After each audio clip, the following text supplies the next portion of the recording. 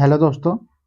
भाई मेरे ये मैडम जी कुछ बोल रही हैं, इनका ध्यान से सुनिए, इसके बाद फिर बात करते और हैं। हमारा भगवान एक ही है, शिव शंकर।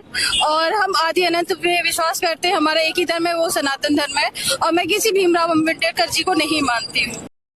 अब देखो मैडम ज्ञान दे दी, ठीक है।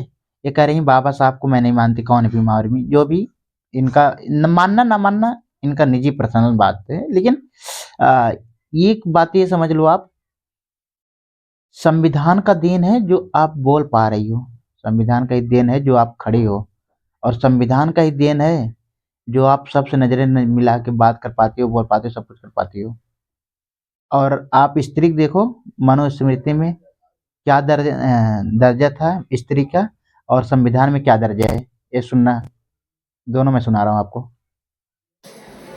संविधान में महिलाओं को पुरुषों के समान अधिकार, स्वतंत्रता और अवसर प्राप्त हैं। इसमें कानून के सामने समानता, भेदभाव का निषेध, समान काम के लिए समान वेतन और सरकारी नौकरियों में समान अवसर शामिल हैं। राज्य को महिलाओं और बच्चों के लिए विशेष प्रावधान और कार्यस्थल पर मातृत्व लाभ देने का अधिकार भी है।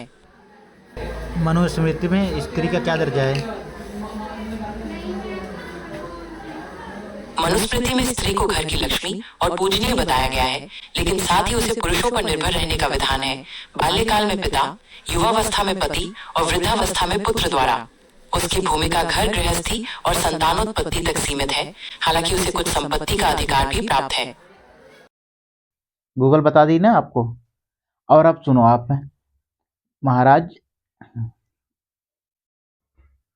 अब सुनो।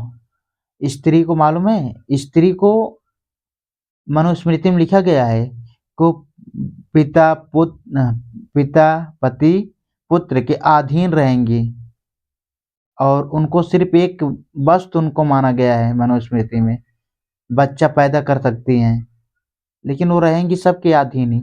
और आज आप जो बोल पा रहे हो निकल के ना, ये बस साहब का ही देन है और किसी का नहीं। तो देवी जी मानना ना मानना आपका निजी प्रश्न है, कोई दिक्कत नहीं है, लेकिन ऐसे मत बोलो ना।